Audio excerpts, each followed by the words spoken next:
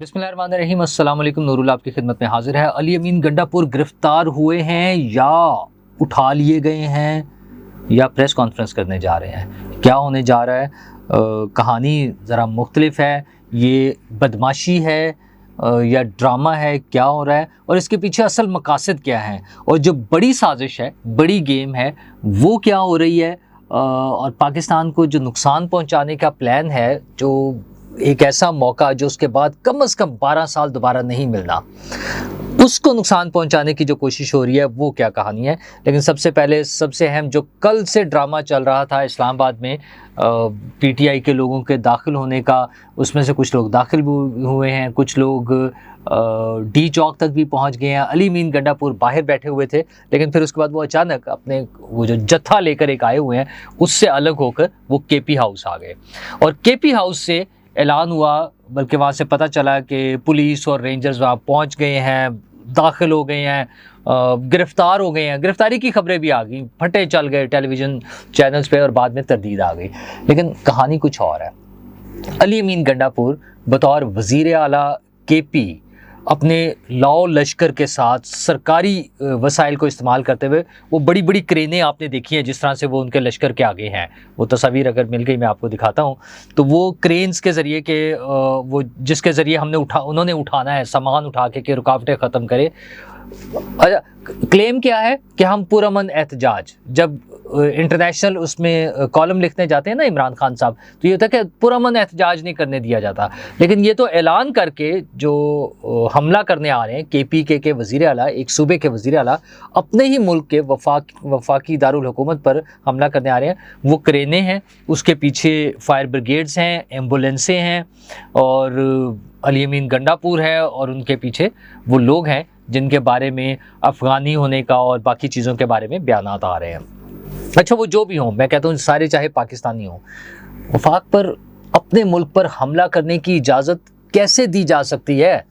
क्या दुनिया के किसी महज़्ज़ब मुल्क में ऐसा मुमकिन है कि एक जत्था जिसमें हुकूमत में शामिल किसी स्टेट के या सूबे के ओहदेदारान, मतलब वहाँ के वज़ीर आला या गवर्नर, मुख्तलिफ मुल्कों में मुख्तलिफ जो निज़ाम है उसके मुताबिक, वो ये ऐलान करके कि हम वफाक पर हमला करने आ रहे हैं, डंडे उठाकर, असला उठाकर, क्रेनें लेकर, फायर ब्रिगेड्स और एम्बुलेंसें लेकर, और एक के मुकाबले में 10 गोलियां चलाने का ऐलान करके, एक शेल के मुकाबले में 10 शेल चलाने का ऐलान करके, और वो लोग जिनकी प्रीवियस हिस्ट्री है, जिन्होंने पेट्रोल बम फेंके हुए हैं, जिनकी पार्टी के सरबराह एतराफ़ करते हैं कि हमने पेट्रोल बम फेंके हुए हैं, वो आ जाएं और उन्हें स्टेट इजाज़त दे दे कि वो आकर हमला कर दें।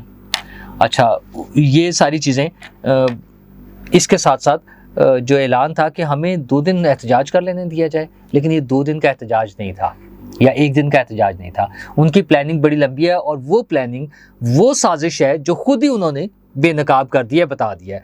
बैरिस्टर सैफ ने कल पहले जियो पर और फिर डॉन पर बैठकर, जियो पे जब उन्होंने बात की तो वो लगा शायद स्लिप ऑफ टंग हो गई है, या वो एक फ़्लो में कह गए हैं। जब उनसे पूछा कि ये आप एहतजाज कर रहे हैं, गैर मुल्की मेहमान आ रहे हैं, तो उन्होंने कहा ये तो उन्हें बहुत अच्छा लगेगा, गैर मुल्की मेहमानों को, एससीओ में जो लोग शिरकत करने के लिए आएंगे उन्हें अच्छा लगेगा कि यहाँ पर एहतजाज हो रहा है, एक सियासी सिस्टम चल रहा है। और फिर उन्होंने कहा हम भारतीय वज़ीर ख़ारजा को दावत देंगे कि वो आए और हमारे जलसे में शिरकत करें, हमारे एहतजाज में शामिल हो जाए।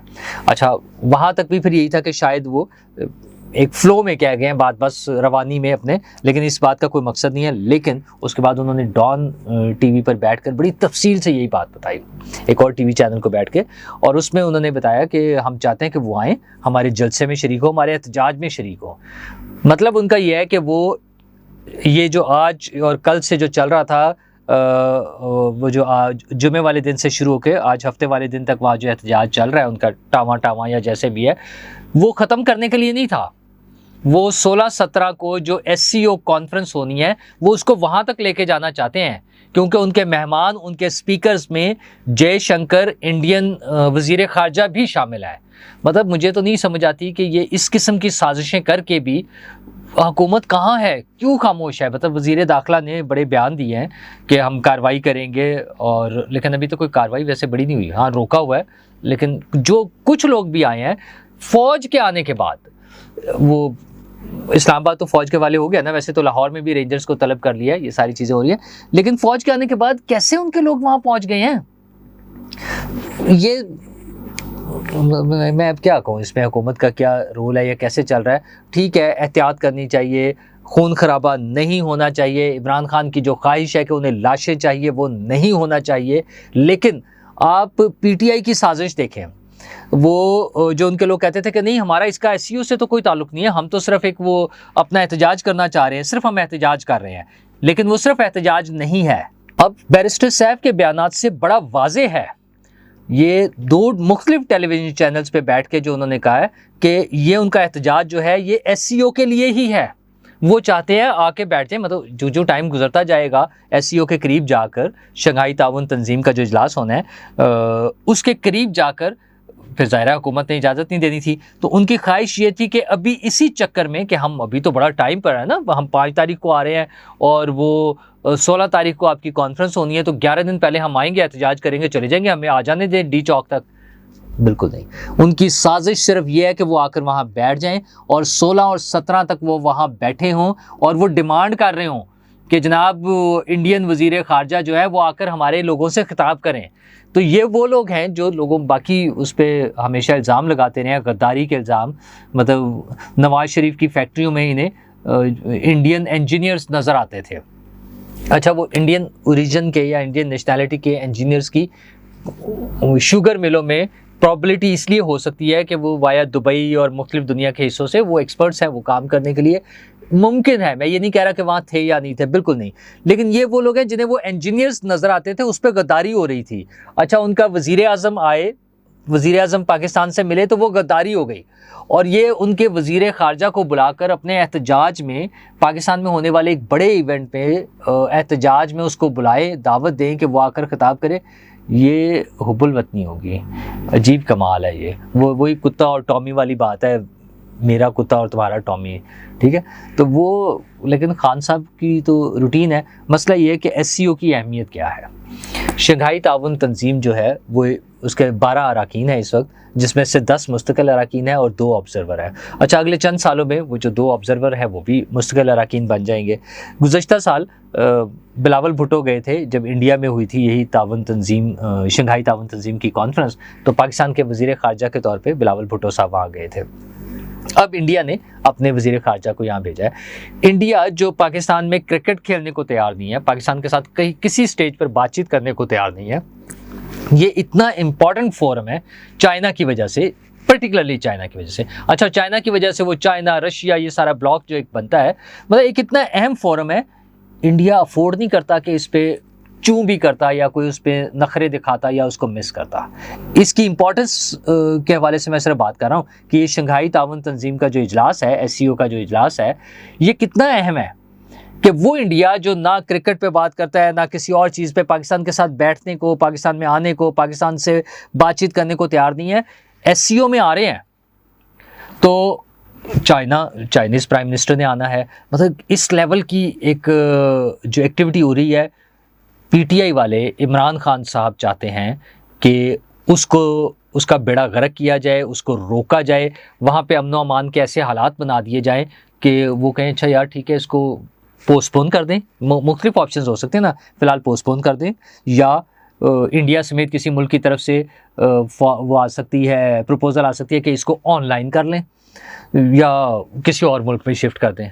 अच्छा, मतलब क्या शर्म की बात होगी ये अगर खुदा ना खास्ता इस तरह का वाक़या होता है, और सिर्फ इनकी शरपसंदी, दहशतगर्दी और पाकिस्तान से नफ़रत की वजह से कि ये नहीं चाहते कि पाकिस्तान में स्टेबिलिटी हो, इमरान खान साहब नहीं चाहते कि पाकिस्तान में खुशहाली हो, इमरान खान साहब नहीं चाहते कि पाकिस्तान में अमन हो, इमरान खान साहब नहीं चाहते कि पाकिस्तान दुनिया के साथ मिल के चल रहा हो। मतलब 12 मुल्क मैंने कहा ना, तो इसका मतलब यह है कि आज 2024 के बाद अगले 2-3 साल में अगर वो भी मेंबर बन जाते हैं, मुस्तकिल मेंबर बन जाते हैं ऑब्जर्वर, तो हर साल एक मुल्क में ये होनी होती है। इस साल पाकिस्तान में हो रही है तो अगले साल दूसरे मुल्क में, फिर तीसरे में, तो इस तरह से ऑनवर्ड्स। गुज़श्ता साल इंडिया में थी, तो दोबारा पाकिस्तान की बारी जो है वो 12 साल के बाद आएगी, यानी 2036 में दोबारा ये प्रॉबिलिटी होगी कि ये कॉन्फ्रेंस पाकिस्तान में हो। तो अच्छा, हम इलाकाई तंजीमों के हवाले से देखें या बड़े प्लेटफॉर्म्स देखें, ज़ाहिर है UN वगैरह में तो सभी मेंबर्स हैं, G7 हो, G20 हो, ब्रिक्स इवन है, पाकिस्तान मेंबर नहीं है। मतलब ये एक बड़ा फोरम है जिसमें पाकिस्तान जिसका मेंबर है, और ये कॉन्फ्रेंस पाकिस्तान में हो रही है, जहाँ पे सब बड़े बड़े वो जो उनके नुमाइंदे हैं इन तमाम ममालिक के, सरबराहान या दीगर जिस तरह से यहाँ से वज़ीर ख़ारजा आ रहे हैं, वो पाकिस्तान आ रहे हैं, और वो इमरान खान साहब को तकलीफ़ है कि किसी तरह उसको रोका जाए। और ये बैरिस्टर सैफ के बयानात साफ बता रहे हैं। अब वो जो मर्जी कहें कि स्याह को स्पार्क से अटके हुआ, एक अगर होता, हाँ मैं खुद भी मान लेता, अगर पहले वाला सिर्फ एक बयान ये होता, हम कहते शायद वो बात मुंह से निकल गई है, लेकिन उन्होंने दोबारा बड़ी डिटेल से एक्सप्लेन किया कि हाँ जयशंकर जो इंडियन वज़ीर ख़ारजा आ रहे हैं वो हमारे उसमें आए, जलसे में आए, हमारे एहतजाज में आए और उसमें शामिल हो, उन्हें पता चले पॉलिटिकल एक्टिविटीज़। मतलब इन अक्ल के अंधों को ख्याल है कि इंडिया में और उन लोगों के जो वज़राए ख़ारजा या इस लेवल के लोग हैं उनको नहीं पता कि पॉलिटिक्स कैसे होती है, वो इमरान खान की पार्टी उन्हें बताएगी। खैर इमरान खान साहब का तो शुरू से है ना कि वो अमेरिका को अमरीकियों से ज़्यादा जानते हैं, वो यूरोप को यूरोपियन से ज़्यादा जानते हैं, तो ज़ाहिर है वो इंडिया और दीगर ममालिक की सियासत जो है वो उसको भी उन मुल्कों से ज़्यादा ही जानते होंगे। उनका अपना तो जहन में यही चल रहा होगा ना कुछ, उनका यही ख्याल होगा, लेकिन उनका सिर्फ एक एजेंडा है, पाकिस्तान को बदनाम करने का, पाकिस्तान को नुकसान पहुंचाने का। और उसमें उनका जो हरावल दस्ता है वो बज़ाहिर वो गंडापुर है जिसके ज़रिए उन्होंने ये सारा काम किया। लेकिन गंडापुर के बारे में मुझे डाउट है, मुझे ये लगता है कि वो अब खेलेंगे डिफरेंट तरीके से। इससे पहले बार बार बात हो चुकी है ना कि वो अफ्तारी करने चले जाते हैं, बाकी चीज़ों में भी सारा ठीक रहते हैं, कोशिश करते हैं कि इमरान खान साहब भी खुश रहें, वो बड़के भी मारते रहें, जलसे जुलूस भी करके दिखा दें और मामलात भी चलते रहें। तो आज भी जो कार्रवाई हुई है वो अपना सारा जुलूस छोड़कर KP हाउस में आए हैं अकेले। एक तो उन्हें आने दिया गया, इसका मतलब कहीं ना कहीं बातचीत हो रही थी इंतज़ामिया से या जिस पे वज़ीर दाखिला का भी पहले बयान आया कि वो कुछ भी समझने को तैयार नहीं, उन्हें बहुत समझा लिया, वो नहीं मान रहे। लेकिन मेरा ख्याल है उनका जो आना है शायद वो इमरान खान साहब से जान छुड़ाना चाहें। तो ये जो गिरफ्तारी की बातें हो रही हैं कि गिरफ्तार हो गए हैं, फिर तहदीद हो गई है, फिर मुमकिन है अगली खबर ये आए कि वो उठा लिए गए हैं। अभी चूँकि बैरिस्टर साहब कह रहे हैं ना कि उनसे रब्ता नहीं हो रहा, हम कोशिश कर रहे हैं और वज़ीर आला KP से रब्ता नहीं हो रहा, अली अमीन गंडापुर से। साथ ही वो ये कह रहे हैं कि KP हाउस को सील कर दिया गया है। तो अगली खबर ये भी आ सकती है कि उन्हें उठा लिया गया है, वो गायब हो गए हैं। अच्छा, गायब हो के फिर कुछ भी हो सकता है, चिल्ला भी हो सकता है। शेख रशीद साहब वाला चिल्ला याद है ना, ज़रा लंबा चिल्ला हो जाता है। वैसे तो फवाद चौधरी साहब भी थे, बहुत से लोगों ने चिल्ले काटे हैं। शेख रशीद ने ज़रा ओपनली शोर मचाया कि मैंने चिल्ला काटा है, तो इस तरह का कोई चिल्ला भी काट सकते हैं और कोई प्रेस कॉन्फ्रेंस भी कर सकते हैं। वो जो भी करे, हंगामा आराई ख़त्म होनी चाहिए, अमन व अमान होना चाहिए, लोगों की ज़िंदगियाँ अजीरन हुई हैं। वो मैंने खुद ये वीडियोस बनाई हैं, इवन लाहौर में जब ज़ाहिर सड़कें ब्लॉक की हुई हैं, छोटे बच्चे, ख़वातीन, जिस तरह से वो उन्हें गुजरना पड़ रहा है, वो कंटेनर्स लगे हुए हैं, और जो इस्लामाबाद में हो रहा है 3 दिन से रास्ते बंद हैं, ये सारा मामला ख़त्म होने चाहिए, चीज़ें स्मूथ चलनी चाहिए। पॉलिटिकल पार्टी के तौर पे अगर वो एहतजाज करना चाहे, जो कि अब मुमकिन नहीं है क्योंकि वो ना पॉलिटिकल पार्टी हैं, ना वो पॉलिटिकल पार्टी के तौर पे चलना चाहते हैं। बैरिस्टर साहब के बयान से साफ वाज़ेह है कि उनका मकसद सिर्फ एक है कि एक दफ़ा हमें एंटर हो लेने दें, फिर हमने SCO तक यहीं बैठना है, हमने SCO नहीं होने देनी। ये शंघाई ताउन तंजीम का जो इजलास है ये हमने नहीं होने देना।